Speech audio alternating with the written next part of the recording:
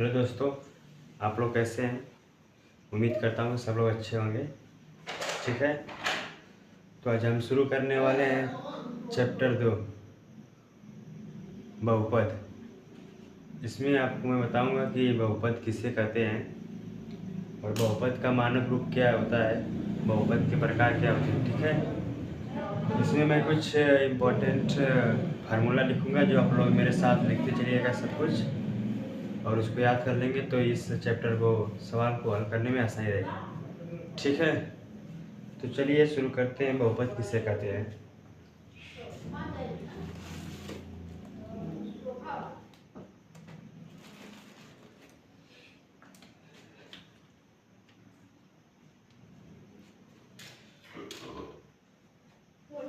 तो हम लिखेंगे बहुपद किसे कहते हैं, ये परिभाषा आप लोग लिखते चलिएगा मेरे साथ। ऐसा बीजीय व्यंजक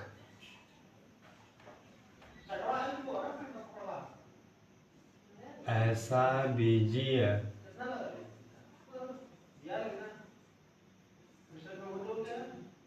ऐसा बीजीय व्यंजक जिसमें चर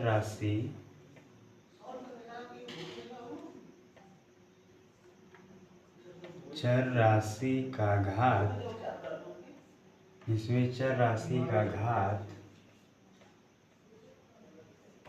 ऋणात्मक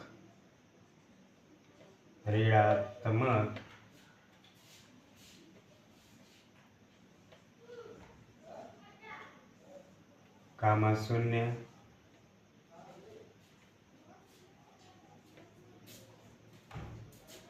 कामा धनात्मक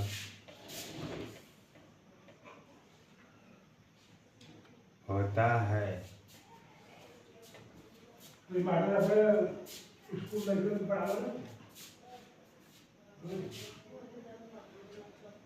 ऐसा बीजीय व्यंजक जिसका चर राशि का घात ऋणात्मक, शून्य और धनात्मक होता है तो उसे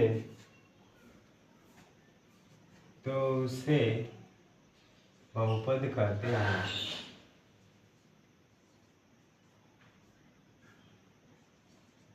तो उसे बहुपद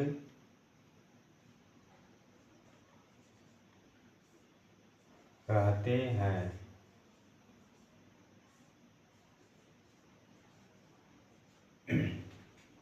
ठीक है, अब लिखेंगे जैसे मैं लिख लीजिए एग्जाम्पल में आप लोग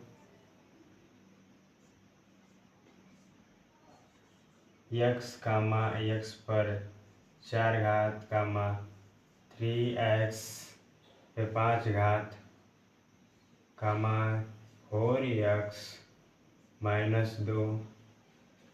ठीक है,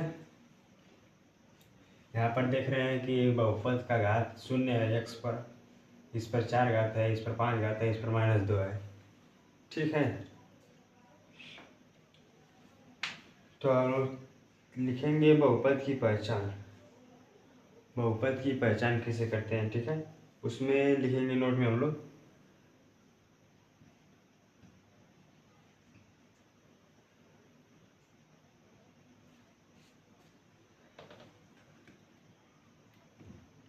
लिखेंगे बहुपद की पहचान। हेडिंग है बहुपद की पहचान।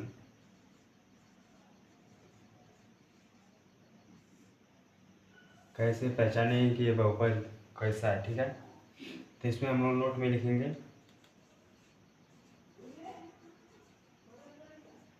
नोट हमारा पहला रहेगा ऐसा चौरासी जिसमें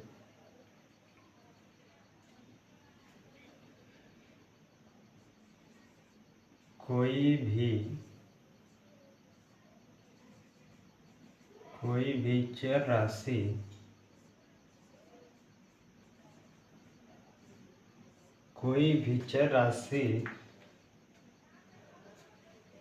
अंडर रूट x यानी कड़ी में नहीं होनी चाहिए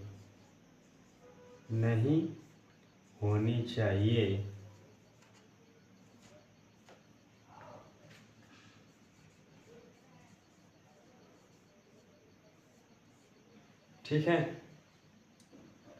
अगर कोई बहुपद कड़ी में तो समझ लीजिए कि बहुपद नहीं है। ठीक है, कड़ी में नहीं होना चाहिए।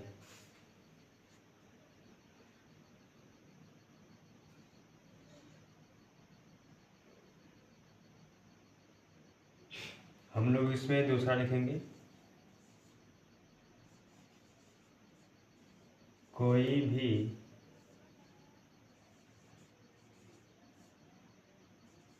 चर राशि, कोई भी चर राशि हर के रूप में, हर के रूप में नहीं लिखा होना चाहिए, नहीं लिखा होना चाहिए। ठीक है। और तीसरा रहेगा हमारा कि कोई भी चर राशि का घात ऋणात्मक होना चाहिए। जो यहाँ पर मैंने आप लोग को पहले बताया, यहाँ पर ऋणात्मक है चर राशि घात।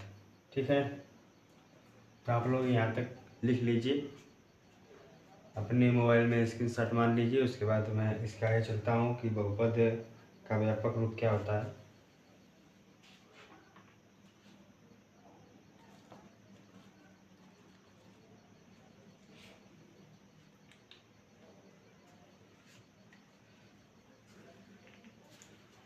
आप लोग को साफ दिखाई दे रहा है? तो चले हम आगे।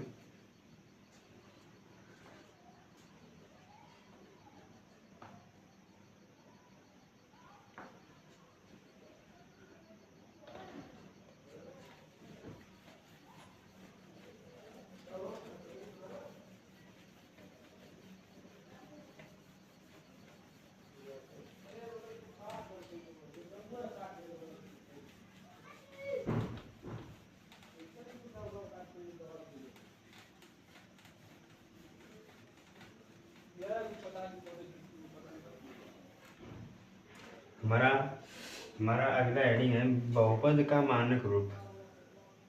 लिखेंगे बहुपद का मानक रूप। बहुपद का मानक रूप। बहुपद का मानक रूप क्या होता है वही हम लिखेंगे। ठीक है, इसमें हम लिखेंगे कि चर राशि को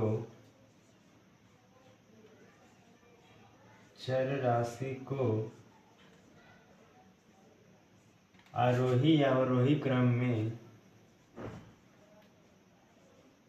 आरोही या अवरोही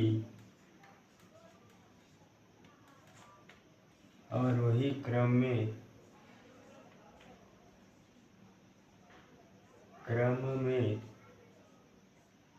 लिखना ही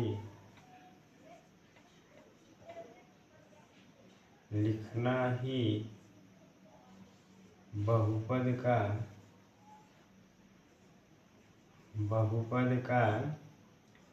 मानक रूप कहलाता है। मानक रूप कहलाता है।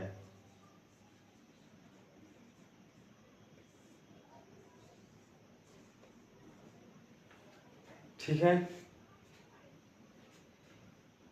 अब इसमें हम लिखेंगे एक पदी बहुपद।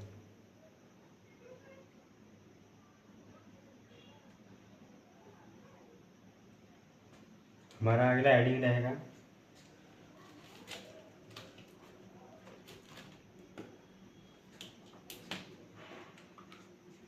एक पदीय बहुपद।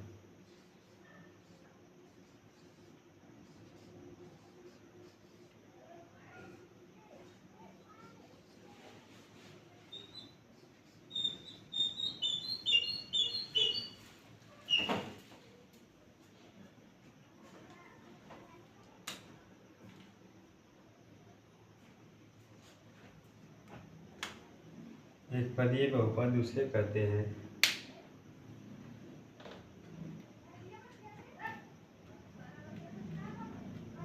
इसमें लिखेंगे ऐसा बहुपद,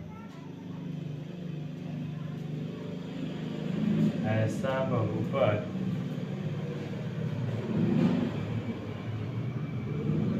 ऐसा बहुपद जिसमें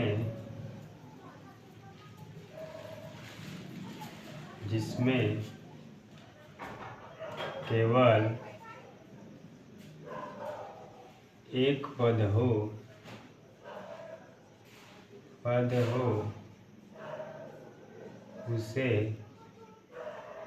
उसे एक पदीय बहुपद कहते हैं।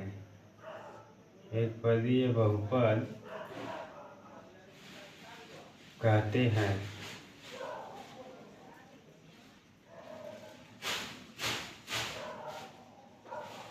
आप लोग को साफ दिखाई दे रहा है?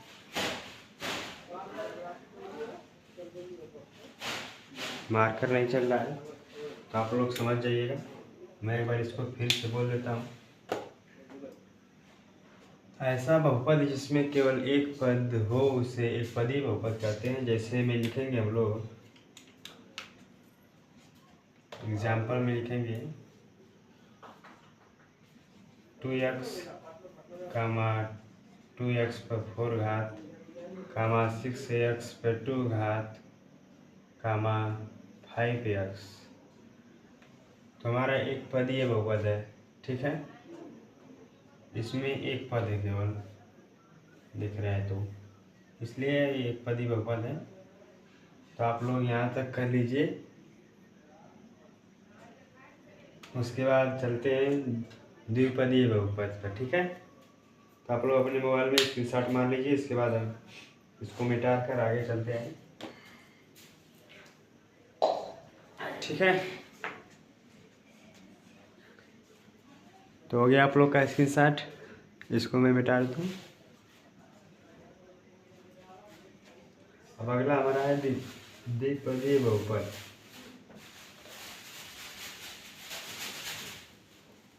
ठीक है।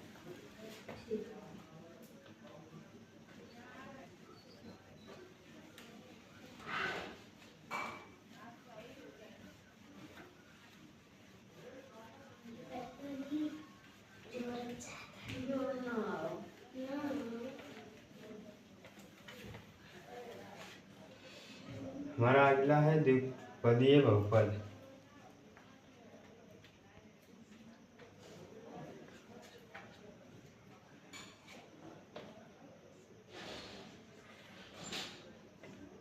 द्विपदीय बहुपद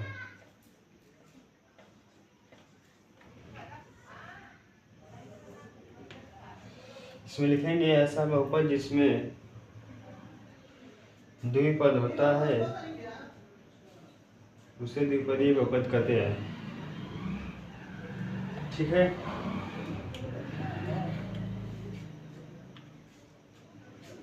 इसमें लिखेंगे ऐसा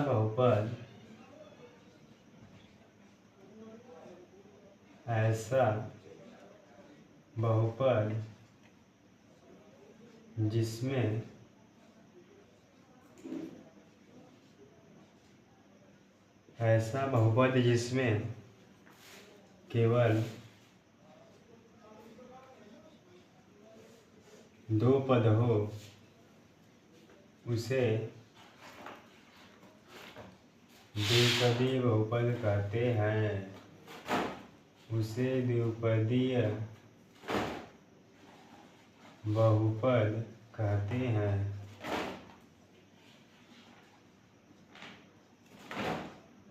जैसे हम लोग लिखेंगे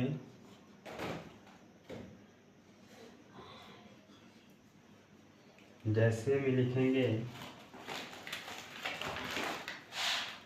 2x + 6, 4x + 5, 6x + 10, कुछ भी लिख सकते हैं, ठीक है।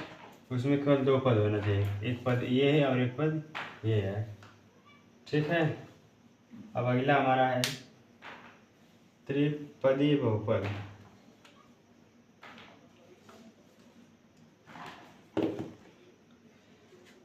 त्रिपदी बहुपद, त्रिपदीय बहुपद। त्रिपदीय बहुपद किसे कहते हैं? इसमें हम लिखेंगे ऐसा बहुपद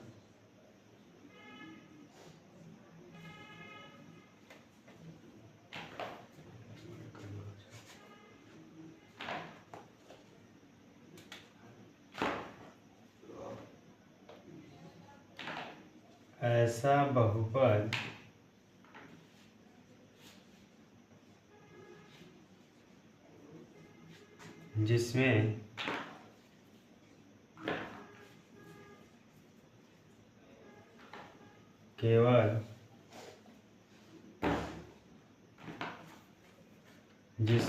केवल 3 पद हो, 3 पद हो,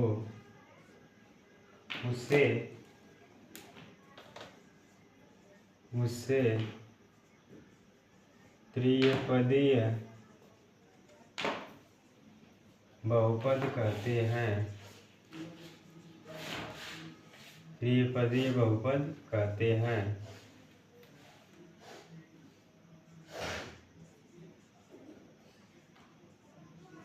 लिखेंगे जैसे में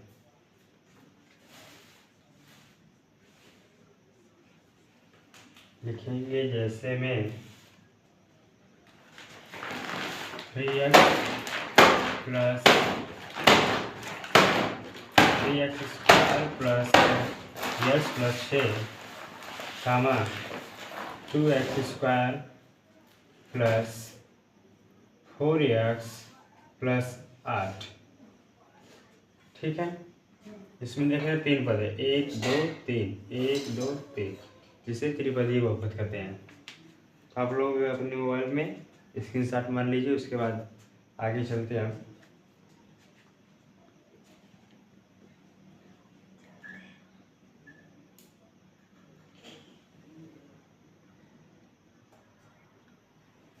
इसमें हमारा एक और है शून्य बहुपद। शून्य बहुपद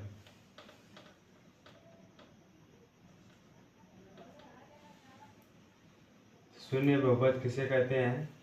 ऐसा बहुपद, इसमें लिखेंगे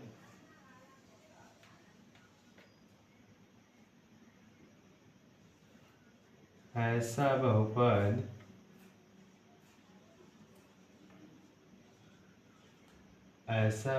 जिसमें सभी गुणांक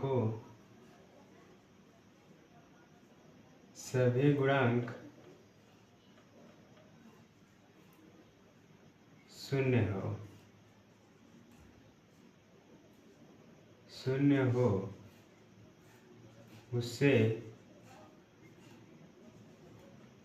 शून्य पद बहुपद कहते हैं।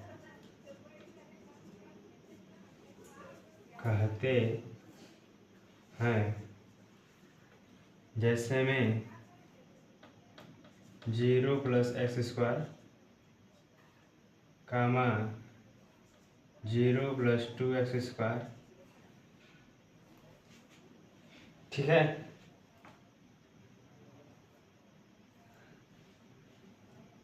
या तो कामा 0x स्क्वायर 0 स्क्वायर, ठीक है। देख रहे हैं इसका बहुपद गुणा करेंगे तो 0 हो जाएगा। इसको कर लीजिए, उसके बाद चलते हैं बहुपद के प्रकार पर।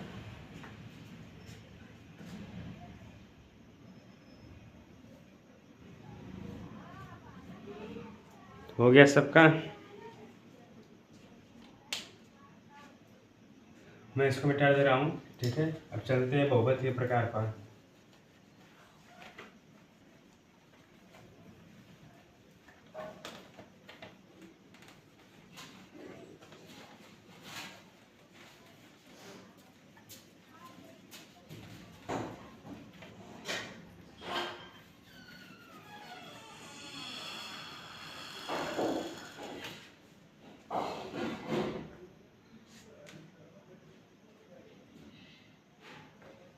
बहुपद के प्रकार हमारा हेडिंग है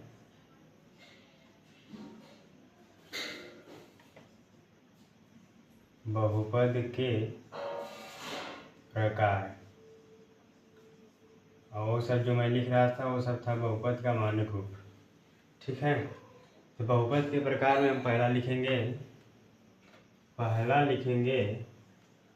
रैखिक बहुपद। रैखिक बहुपद, अब जानेंगे हम कि रैखिक बहुपद किसे कहते हैं। लिखेंगे कि ऐसा बहुपद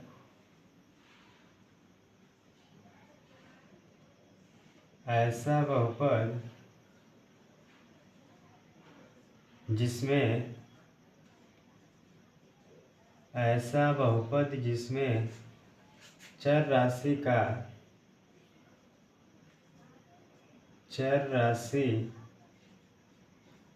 का अधिकतम घात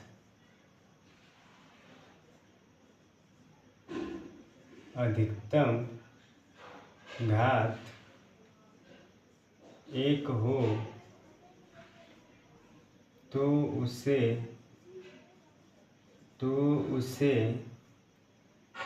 रैखिक बहुपद कहते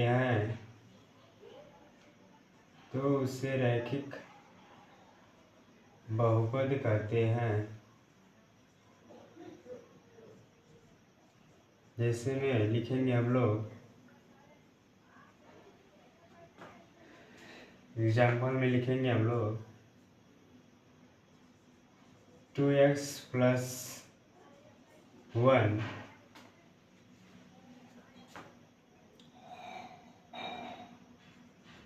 3 + 2x। तो इसमें देख रहे हैं कि चर राशि का अधिकतम घात 1 है। ठीक है, इस पर भी 1 है। आप लोग को समझ में आ रहा है ना। अब अगला है इसमें द्विघात बहुपद, दूसरा वाला है द्विघात बहुपद। आप लोग बताएंगे कि साफ दिखाई दे रहा है कि नहीं। इसमें दूसरा दिया है द्विघात बहुपद। द्विघात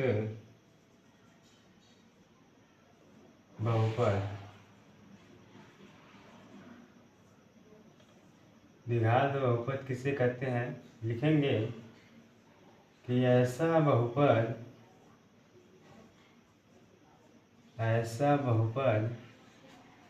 जिसमें चर राशि का घात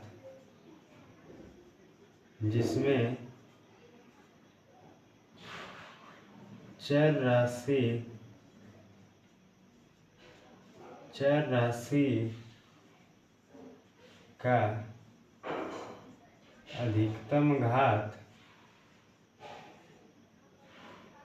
अधिकतम घात 2 हो तो उसे द्विघात बहुपद कहते हैं। द्विघात बहुपद कहते हैं।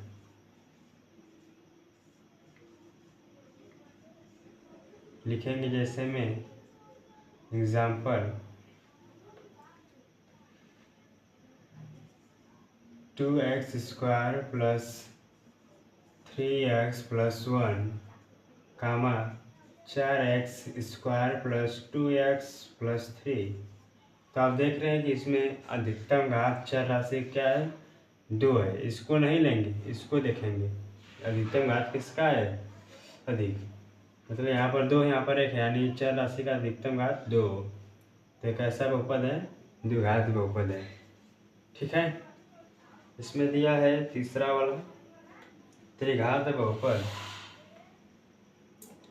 इसमें दिया है तीसरा वाला त्रिघात बहुपद। त्रिघात बहुपद लिखेंगे हम। त्रिघात बहुपद किसे कहते हैं? ऐसा बहुपद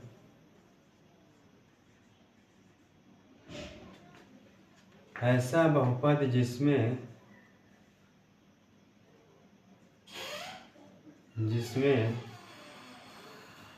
चर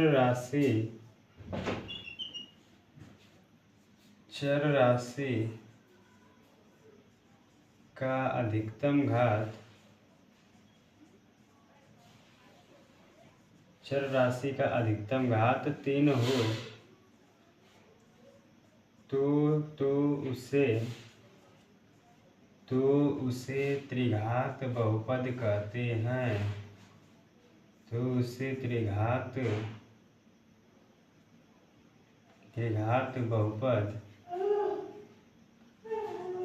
बहुपद कहते हैं। लिखेंगे जैसे में एग्जाम्पल लिखेंगे हम। जैसे में 2x³ plus x² plus x, 4x³ plus 2x plus 2x² plus 3x plus 1। तो इसमें आप देख रहे हैं कि सबसे अधिकतम घात, चर राशि का अधिकतम घात 3 है। ठीक है, तो हमारा कैसा बहुपद होगा? त्रिघात बहुपद। ठीक है, तो आप लोग यहाँ तक अपने मोबाइल स्क्रीनशॉट मार लीजिए, इसको कर लीजिए। तो मैं इसमें कुछ महत्वपूर्ण सूत्र लिखूँगा जो इस अभ्यास को करने में आसानी होगा। ठीक है, तो आप लोग स्क्रीनशॉट मान लीजिए। इसे साफ दिखाई दे रहा है सबको? एक बार बताएंगे हमें।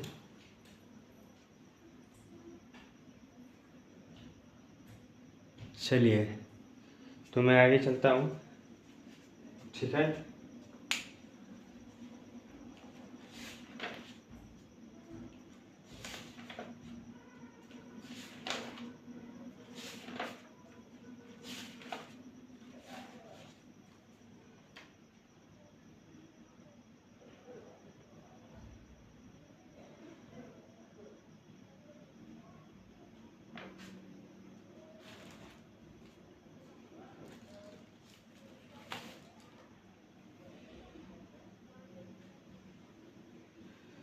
तो चलिए हम लिखते हैं सूत्र। आप हमारे साथ साथ लिखते चलिएगा और उसको याद कर लेंगे तो बहुत अच्छा रहेगा। ठीक है, इस प्रश्नावली का पूरा अभ्यास को करने में आसानी लगेगी आपको।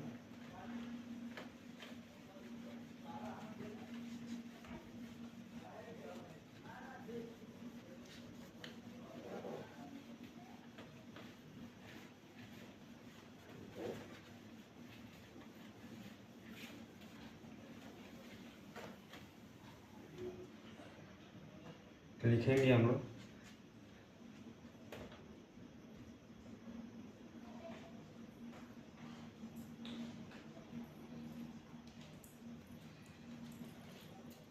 इम्पोर्टेंट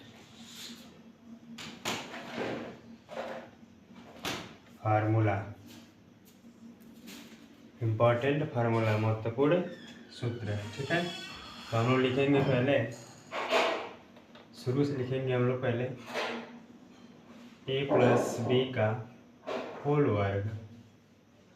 ठीक है, तो इसका होगा a² plus b² plus 2ab।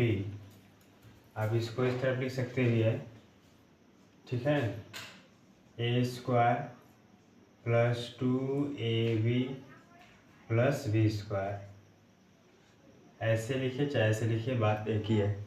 ठीक है, हमारा दूसरा है a माइनस बी का होल स्क्वायर।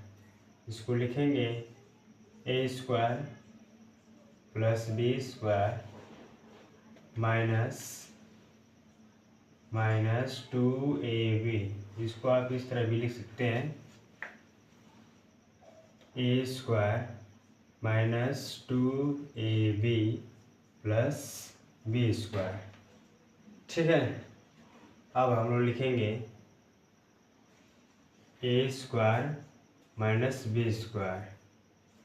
ठीक है, तो हमारा होता है a square minus b square बराबर ए कोष्टक में ए प्लस बी और दूसरे कोष्टक में ए माइनस बी। आप लोग को समझ में आ रहा है, साफ साफ दिखाई दे रहा है नहीं बताइए। अगला लिखेंगे हम लोग ए स्क्वायर प्लस बी स्क्वायर बराबर होता है हमारा ए प्लस बी का होल वर्ग ए प्लस बी का होल वर्ग माइनस 2ab। आप लोग को साफ दिखाई दे रहा है, एक बार बताइएगा हमें।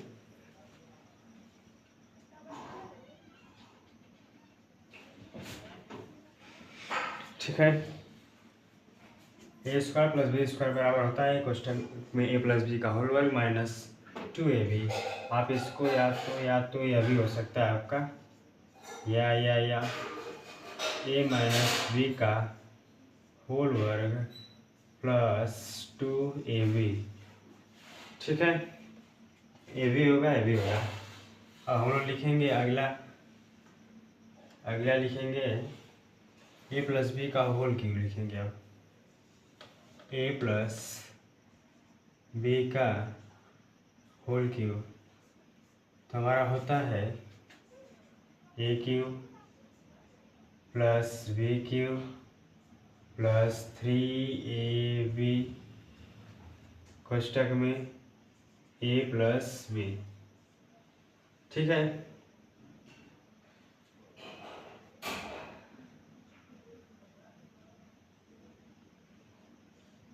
हम लिखेंगे हम लोग अगला हम लोग लिखेंगे ए माइनस बी का होल क्यूब।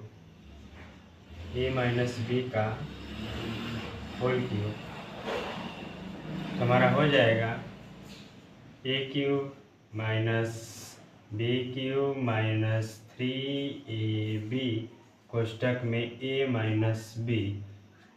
ठीक है, इसके बाद लिखेंगे हम लोग ए क्यूब माइनस बी क्यूब। ए क्यूब माइनस बी क्यूब बराबर लिखेंगे हम लोग एक कोष्टक में ए माइनस बी और दूसरे कोष्टक में a square plus a b plus b square. ठीक है, इसके बाद हम लिखेंगे a cube plus b cube बराबर हमारा होता है एक कोष्टक में ए प्लस बी और दूसरे कोष्टक में a square minus a b plus b square. ठीक है, साफ दिखाई दे रहा है सभी लोग को। आप लोग यहाँ तक लिख लीजिए, फिर इसके बाद मैं इसके आगे लिखवाता हूँ। ठीक है, आप लोग जल्दी जल्दी लिख लीजिए या तो स्क्रीनशॉट मार लीजिए आप लोग।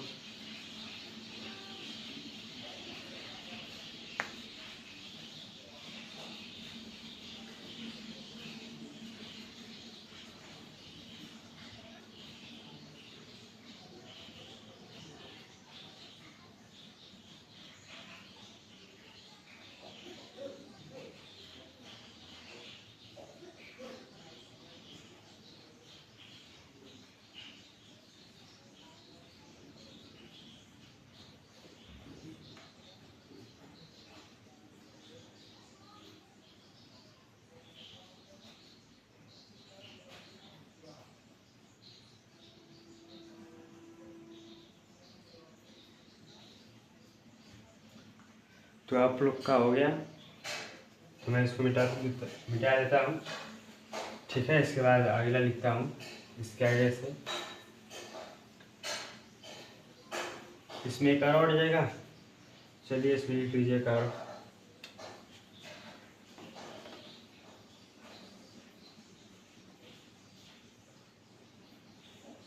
चलिए छोड़िए।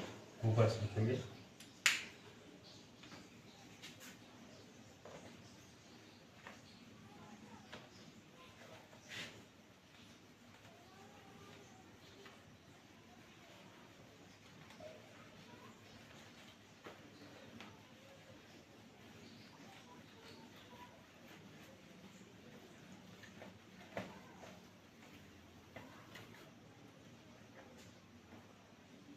हमारा अगला है a plus b plus c का होल वर्ग। A plus b plus c का होल वर्ग बराबर होता है, हमारा सूत्र a square plus b square plus c square plus 2ab plus 2bc plus 2ca। ठीक है,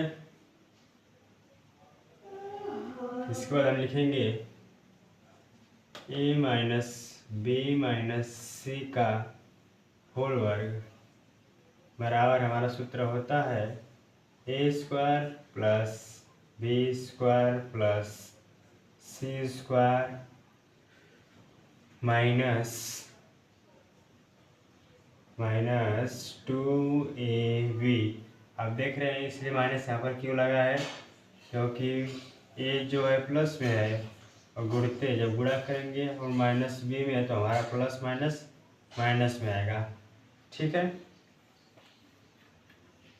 फिर हो जाएगा हमारा माइनस प्लस 2bc फिर माइनस 2ca, क्योंकि माइनस में प्लस में है। ठीक है, इसके बाद हमारा सूत्र होता है a plus b minus c का होल वर्ग। इसमें हम लिखेंगे a square plus b square plus c square plus 2ab minus 2bc minus 2ca। ठीक है, तो हम लोग लिखेंगे अगला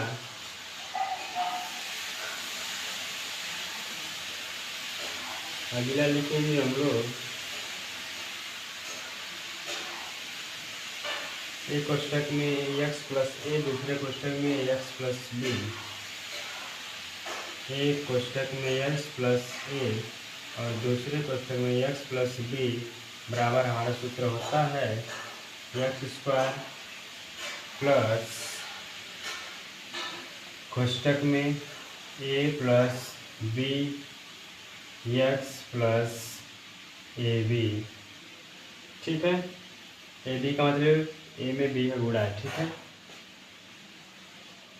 इसके बाद हम लिखेंगे a plus b plus c का होल क्यूब।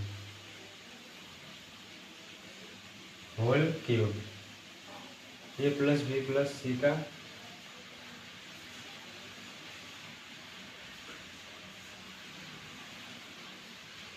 नहीं मिस्टेक हो रहा है।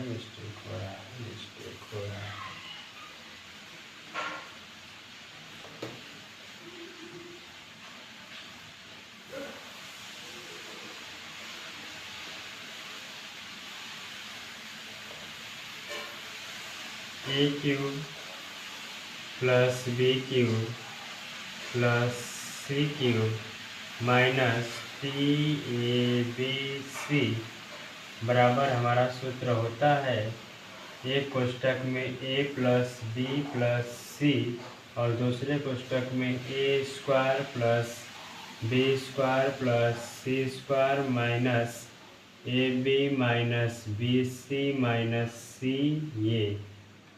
ठीक है, माइनस सी ए। ठीक है, आप लोग को साफ दिखाई दे रहा है ना, एक बार हमें बताइएगा। इसके बाद हम लिखेंगे a cube plus b cube plus c cube बराबर होता है हमारा -3abc a³ + b³ + c³ बराबर -3abc तभी होगा यदि यदि यदि जब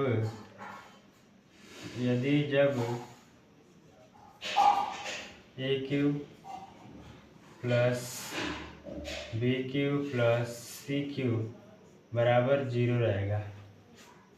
ठीक है, a³ + b³ + c³ बराबर 0 रहेगा तो हमारा सूत्र होगा -3abc।